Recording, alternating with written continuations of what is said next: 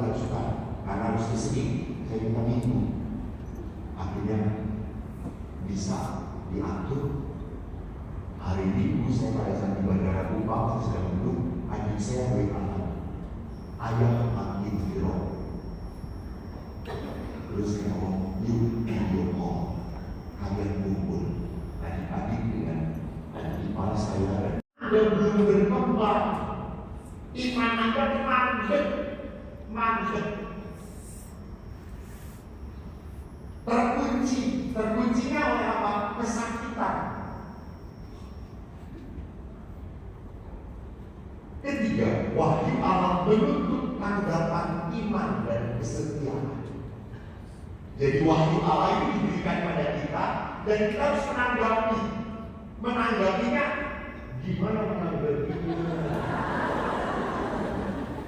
Oi, bro. Nah, belum dalam nama Yesus sebelumnya. Nah, iman sabda Allah itu harus ditanggapi. Ditanggapinya seperti apa? Seperti apa? Seperti apa? Seperti apa? Seperti apa? Kesetiaan. Seperti Bunda Maria, tentu dia sendiri yang mengatakan, aku ini hamba Tuhan, terjadilah padaku menurut kehendak. Terjadilah. Maka bapak-bapak mau sedang jengkel terhadap istri, seperti Bunda Maria, terjadilah padaku menurut kehendakmu Tuhan. Kalau punya istri yang seperti ini, terjadilah. Dia mampus. Terjadilah. Jadi setiap firman Allah itu ditanggapi oleh kita dengan apa? Kesetiaan. Betul. Terjadi. Kalau itu yang Tuhan mau, ya sudah.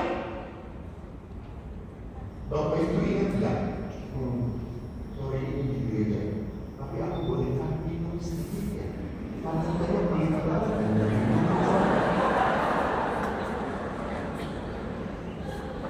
Masa harus habis? Aku haus.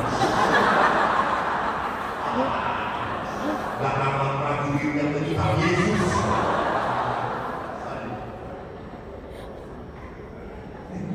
Terima kasih prajurit. Hari ini juga kau akan berada di sisi kanan Bapak. Berarti malam ini nanti itu.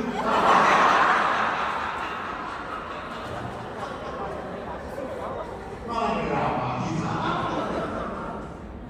Gue mau ngomong apa ya? Pernah dengar cerita saya waktu saya ketemu dengan anak jatret. Kan saya dengan anak jatret, saya senang memberikan anak istri. Anak istri itu taat sama romonya. Kalau saya kata diam, beda dengan orang tua. Kalau orang tua suruh diam, tapi tidur semua.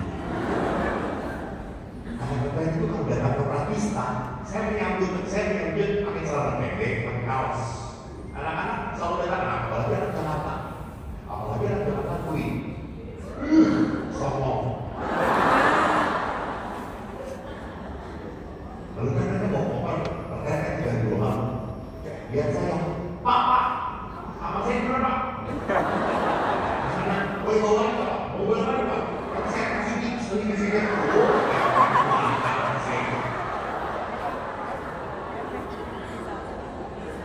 Sombong banget. Susah yang punya duit ini. Lalu saya bilang, di sini jangan mau. Terima kasih Pak, ini tipsnya. Kalau di sini kan terima tips. Oh kalau di mana saya butuh bantuan, saya panggil Bapak ya.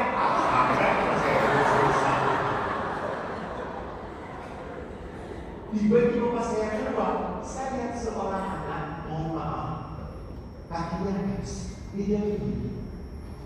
Terus dia lihat saya, kalau orang baik terus, ini Romo ya?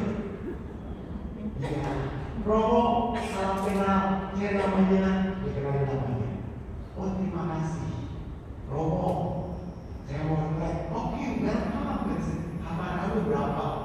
30 oh di sebelah kanan bisa kamu bawakan enggak cukup saya bisa sendiri makasih Romo makasih ya gitu saya orang kaya tapi mentalnya baik orang baik mentalnya lalu anak-anak ini kan kalau mereka anak-anak itu suka lari kalau saya suruh ke lapangan dia lari dan jatuh pada saat jatuh temannya itu langsung tiba-tiba datang lo bantuin dan dia langsung makasih teman-teman anak itu bukan lagi dibantu aja teman-teman itu kamu walaupun kakak wajahnya itu sukacita beda dengan peserta seminar ini gitu. Tidak kakak tapi wajahnya penuh beban kehidupan. Iya sih, memangnya firman Allah tidak terlalu serius banget ya. Anak Yesus sampai akhirnya bisa penutup, dia duduk di depan. Dan itu saya highlight his face. Bisa. Kan kalau kita bisa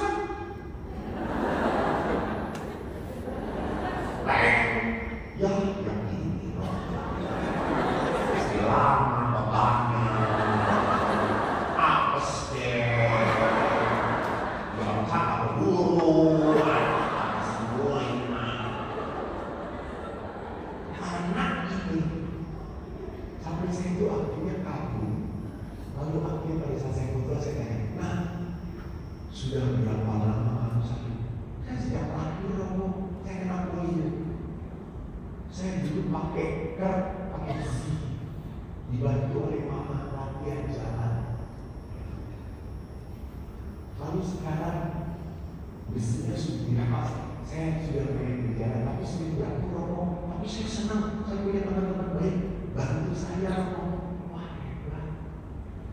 Lalu saya ngomong, nah kamu lihat kaki teman-teman kamu, utuh, bagus. Kamu suka kiri ya?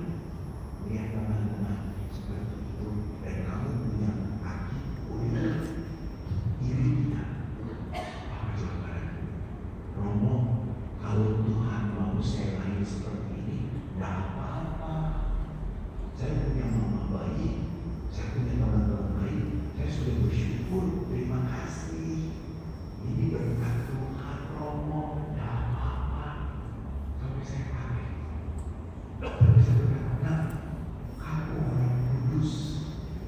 Kalau dia jawab, saya orang Jakarta. Maksud gue suci. Ini udah cacat bercekeri.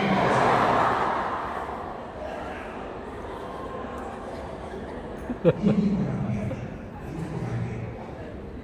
Anak ini, walaupun seperti itu, masih bisa mensyukuri apa yang dia miliki. Tidak mengeluh tentang kekurangannya. Dia bersyukur. Itu iman. Maka next, Rasul Paulus kepada jemaat kepada Yesus yang kau aniaya itu, bangunlah, pergilah ke dalam kota, di sana akan dikatakan kepadamu apa yang harus kau perbuat. Ini firman Allah kepada Paulus pada saat itu namanya masih Saulus, pergilah, aku akan mengatakan apa yang akan kau perbuat dan harus kau perbuat. Dan Saulus mengikuti kata-kata Tuhan. Jadi di sini lihat bahwa firman Allah didengarkan oleh Saulus yang kemudian menjadi Paulus dalam ketaatan. Dan bagaimana Paulus pun setelah dirubah oleh Yesus mengajarkan firman Allah. Next, lihat dalam surat Rasul Paulus kepada jemaat di Tesalonika yang pertama, kesaksian Paulus tentang manusia. Dikatakan begini, semoga Allah damai sejahtera menguduskan kamu, dan semoga roh, jiwa, dan tubuhmu terpelihara sempurna, tak bercacat pada kedatangan Yesus Kristus. Paulus mengajarkan bahwa hidup kita itu terdiri dari tubuh, jiwa, dan roh. Gereja mengatakan tubuh dan hidup rohani.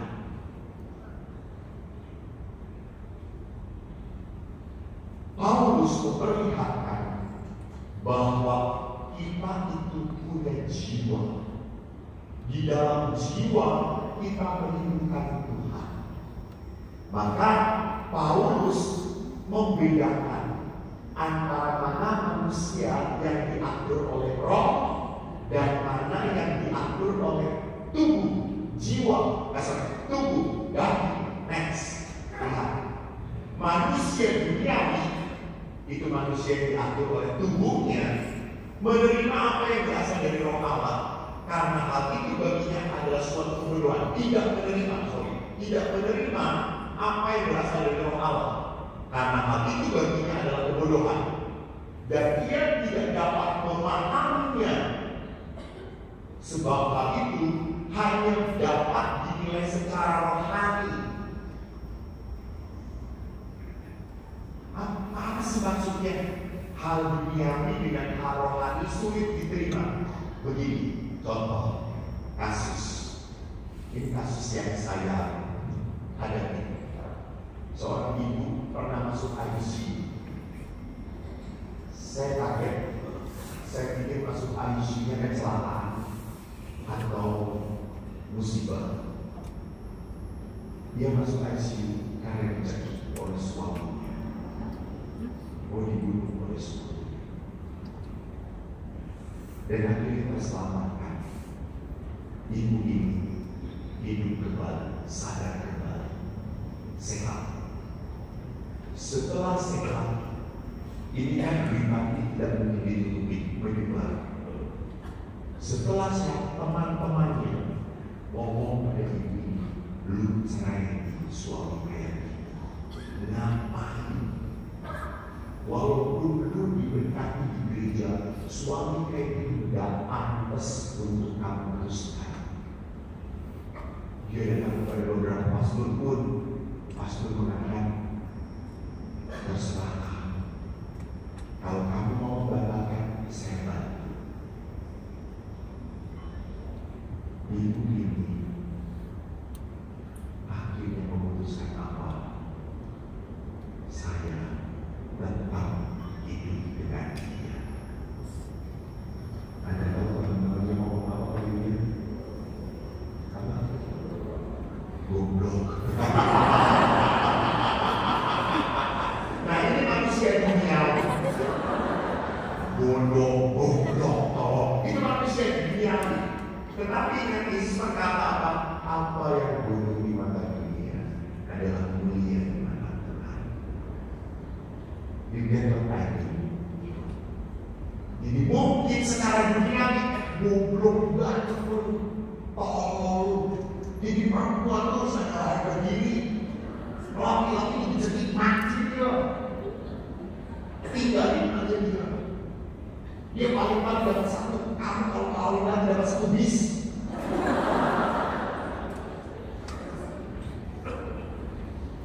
Dia memilih justru masih tetap hidup dengan suami yang pernah mau membunuh dia. Masih hidup, dia ngomong dia ke gue, dia masih hidup, memang keburu mati.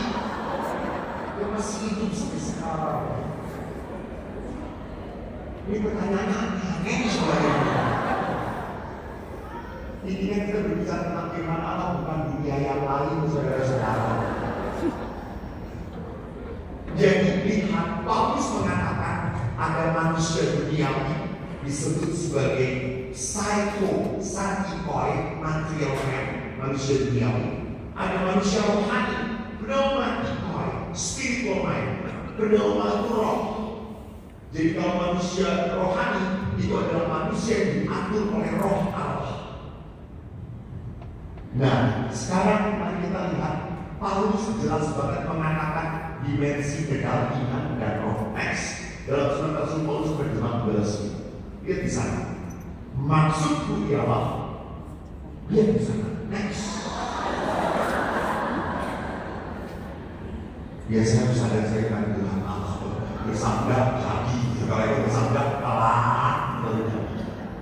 Maksudku ya, hiduplah oleh roh, maka kamu tidak akan menuruti keinginan daging. Keinginan daging berlawanan dengan keinginan roh. Keinginan roh berlawanan dengan keinginan daging. Keduanya bertentangan, sehingga kamu setiap kali tidak melakukan apa yang kamu kehendaki.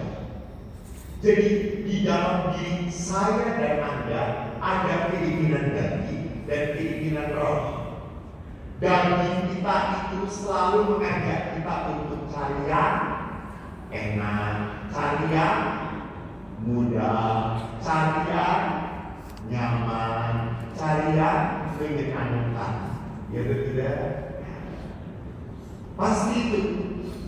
Dulu ingat gak waktu zaman COVID kita kan bisa online. Pas bisa itu beberapa pada WA. Lu udah selesai belum? Belum, banyak ini. Pindah aja ke sini, pindah ke sini. Lu gimana? Lu kayak cepat banget di sini setengah jam seminggu, ayo pindah aja. Jadi memang kita pun cari selalu obat tolong. Pastor-pastor yang favorit itu adalah pastor yang banyak cepat. Berkali-kali sampai WA konsep saudara-saudara diminta untuk mengisi-isi. Kalau boleh saya tanya, saya lebih senang mengisi rekod seminar umat di Stella Maris atau duduk di Pratista dengan tenang dalam kesejukan alam yang indah. Mana yang saya suka? Stella Maris. Berduit kayak salah. Saya kalau suruh ini, saya lebih senang hidup di Pratista tenang. Tetapi karena roh berkata belum berduit. Berduit Tuhan, berduit. Pengorbanan nyetir sendiri, nanti malam pulang sendirian. Jangan mau kasihan loh. Sebagai efeknya. Jadi itu pengorbanan. Karena Anda pun dalam keluarga seperti itu, sedang jengkel, marah, harus seranjang dengan orang yang menjengkel. Sudah dia menjengkelkan orang lagi.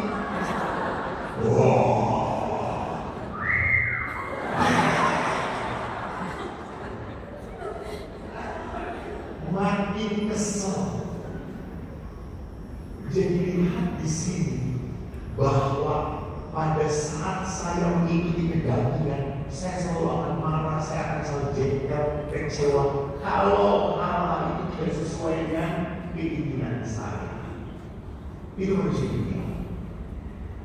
Next, Paulus menolong kepada orang di Roma sama. Mereka yang hidup menurut daging memikirkan hal daging. Keinginan daging maut, keinginan roh hidup. Keinginan daging adalah perseteruan dengan Allah, melawan Tuhan. Hidup dalam daging tidak mungkin berkenan kepada Allah. Maka next, sekarang pertanyaannya, roh apa yang mendorong hidup kita? Apakah saya diatur oleh kedagingan atau oleh roh Tuhan? Saudara-saudari, gampang kalau mau lihat saya diatur oleh roh Tuhan atau roh yang disangka. Kedagingan. Satu tadi, kedagingan itu selalu enak, mudah, tanpa pengorbanan, gampang, nyaman, senang.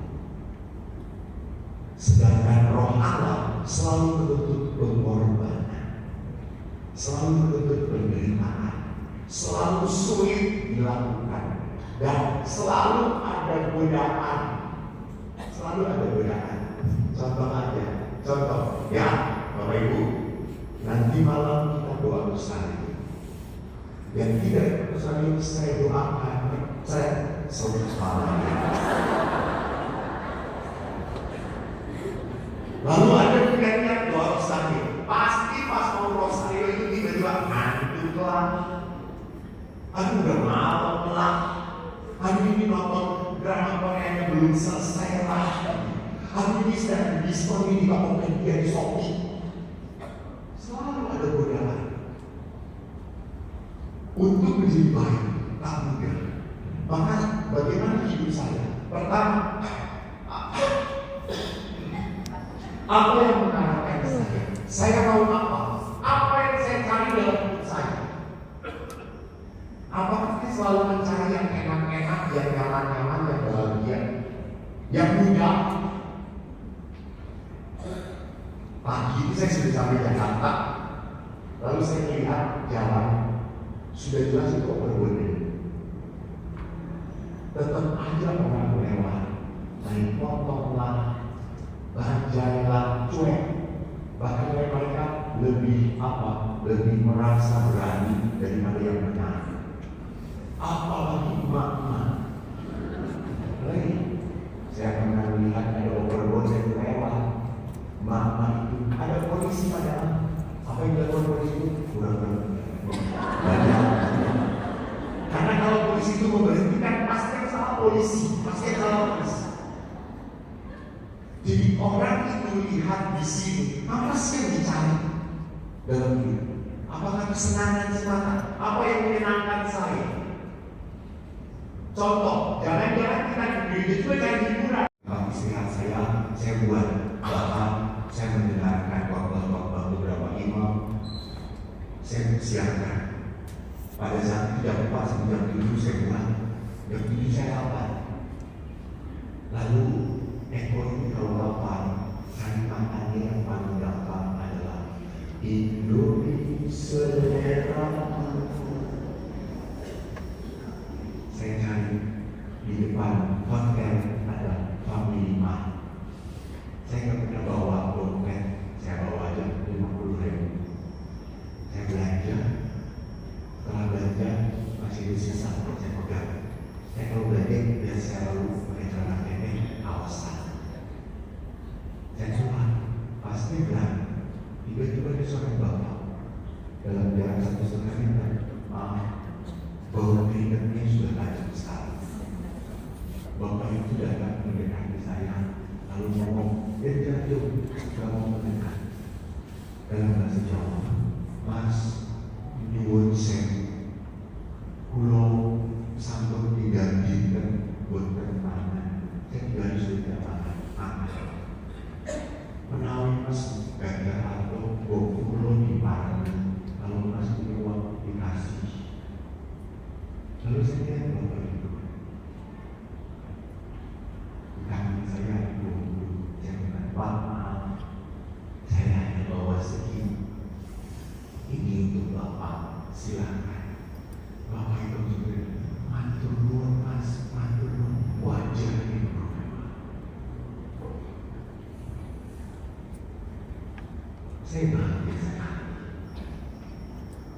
Kenapa kalau kita mau berbuat baik selalu mikir-mikir, jangan-jangan dia tipu, jangan-jangan dia bohong, jangan-jangan dia memperkosa aku.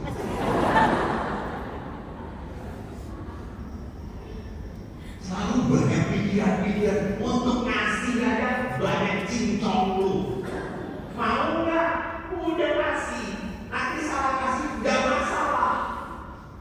Nggak masalah. Kita harus berani jadi orang yang berani ngasih. Nggak banyak pikir. Bapak Ibu tolong ingat ya. Anda melupakan semuanya. Ini dan tolong ingat. Kita diciptakan oleh Tuhan bukan untuk menjadi tong mengumpulkan berkat, bukan. Kita dijadikan oleh Tuhan untuk menjadi selalu pemberi berkat. Tahu nggak bedanya? Kalau tong air dikumpulin airnya, lama-lama air itu apa? Butak berlumut. Coba kalau Anda menjadi selang, air yang keluar selalu apa? Yang masuk segar. Percayalah percayalah, Anda memberita akan pernah berkekurangan. Allah tahu. Maka next, Roh Tuhan harus memimpin hidup kita. Maka saya tinggal 10 menit. Next, Mas, gimana sih orang? Tolong lewat sampai Filipi 4 sampai 7. Lewat. Udah. Terima kasih ya. Rasul Paulus memberikan nasihat dalam firman yang kepada jemaat ini. Nah ini pencegahan. Bersukacitalah senantiasa dalam Tuhan. Sekali lagi katakan apa? Bersukacitalah. Hendaklah kebaikan hati boleh diketahui semua orang. Tuhan sudah dekat. Jangan kita khawatir tentang apapun. Nyatakan dalam segala hal keinginan kepada Allah dalam doa dan permohonan dengan ucapan syukur. Ya, damai sejahtera Allah yang melampaui segala akal akan memelihara hati dan pikiran dalam Kristus Yesus. Bersukacitalah. Itu kan berita dari Paulus. Ingat, berita para malaikat waktu menguji para gembala. Apa? Bersukacitalah. Gloria in excelsis Deo. Ada kemuliaan Tuhan. Bersukacitalah. Yesus pun berkata dalam Injil Matius, marilah kepadamu kalian semua yang letih, lesu, berbeban berat, aku akan memberikan beban padamu. Benar? Susah kalau ngomongin orang tersesat. Kelegaan bukan beban. Tolong Bapak Ibu, di dalam kitab suci Allah mewartakan berkat. Jadi sekarang selama hidup kita, Tuhan itu memberkati Anda. Nanti setelah Anda mati, baru Tuhan mengadili Anda. Oke? Jadi kalau hidup itu jadi orang yang bersukacita, bukan jadi orang yang diadili. Bersukacita, karena Tuhan hari ini sampai kapan kehidupan diberkati. Misalnya ini cuma misalnya. Sebelum misa 30 menit, umat yang di sini sudah datang, sudah berdoa. Yang di sini karena ada nambah itu datang ke misalnya pas komuni kurang ajar. Lalu imam memberkati berkat tertentu. Apakah iman yang datang pas komuni dapat berkat melimpah dari Tuhan atau tidak? Dapat atau tidak? Aman. Dapat atau tidak? Aman. Dapat atau tidak? Nah, lihat kesesatan tidak dapat. Maaf. Berkat Tuhan tidak tergantung pada Anda. Allah memberikan hujan kepada yang jahat dan kepada yang saleh. Ingat itu. Allah memberikan berkat pada yang di gereja tidur juga. Ya. Hanya apakah yang tidur yang datang telat ini hatinya sukacita atau tidak? Tidak, karena tidak mempersiapkan diri dengan baik. Jadi kan berkat Tuhan itu ngasih kepada kita tergantung hati kitanya. Kalau orang-orang setia, hatinya selalu siap menerima. Saya bersyukur punya ayah tentara sederhana